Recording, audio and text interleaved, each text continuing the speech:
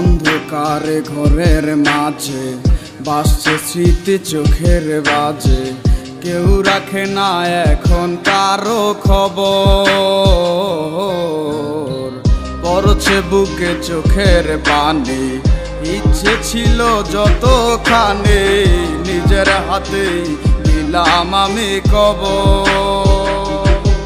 তুই আছিস ভালো ঠিক, আমি তো ভালো নেই, দিলে দিলে পুড়ছে হৃদয় তোর অভাবে।